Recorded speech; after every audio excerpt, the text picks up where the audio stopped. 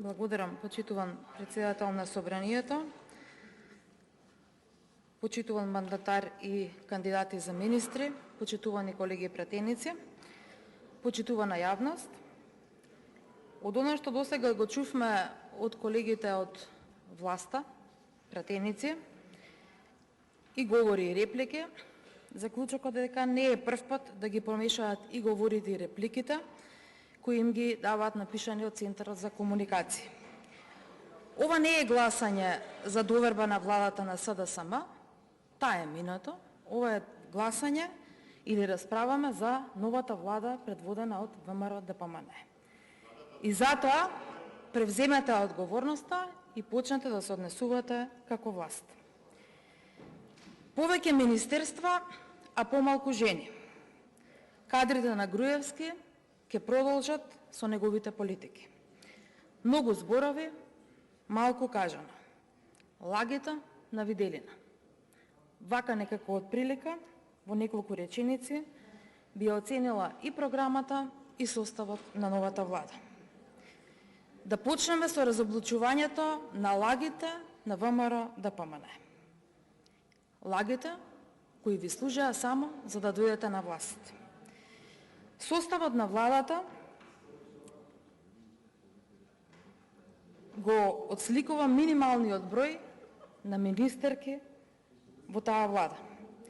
И тоа само ја потврдува низиногеноста која е втевелена во владеачката партија. За вас, жените се веројатно за подома, тие се тука само кога ви требаат во опозиција да бидат гласни, но очигледно дека не сметате дека можат да водат министерства и да носат одлуки. Контрадикторна ви е програмата во делот каде велите дека ќе унапредите позицијата на жената со составот. Одиме на следната лага. Земете ми го мандатот, Северна не изговара. Тоа е пред избори. Ја пеевте заветна, а сега немало смисла да го прекршувате уставот и законите и граѓаните да бидат во неповолна положба, да треба да го почитуваат. Па многу е лесно. Исполнете го тоа што го ветувате. Променете го уставот. Вратете го името. Така озборувавте изминатите години.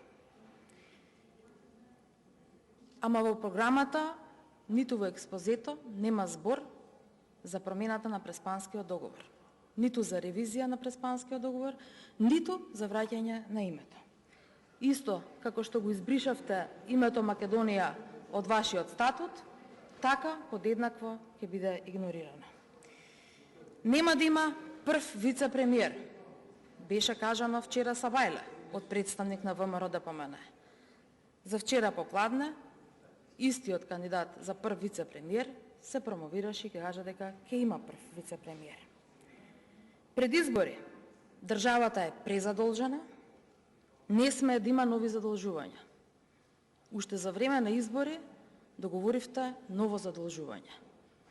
Се уште го криете, од каде е, но почнуваат да излегуваат информациите во таа земја во која што сте го договориле.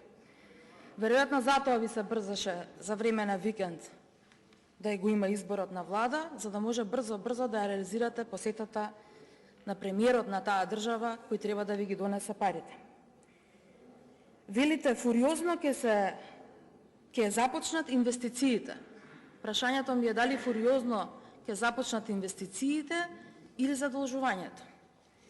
Во програмата страмежливо кажувате дека во првата година од мандатот ќе ги исполните 5000 денари покачување на пензиите.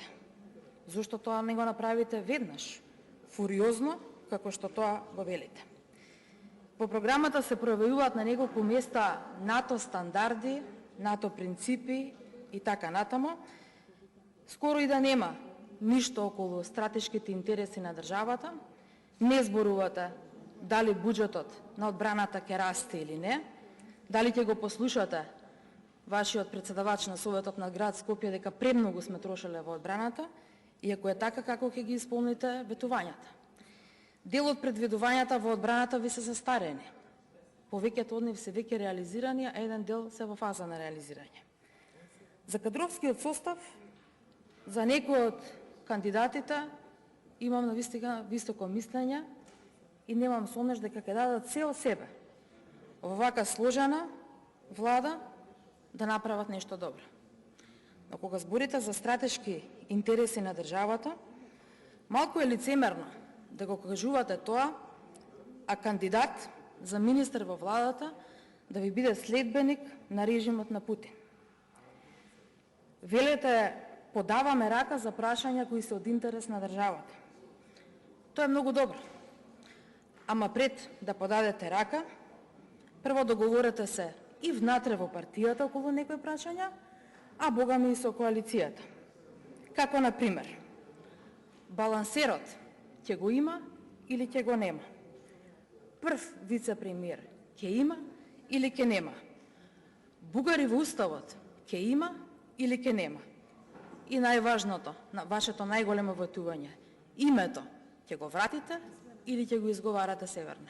Ви благодарам. Ви благодарам.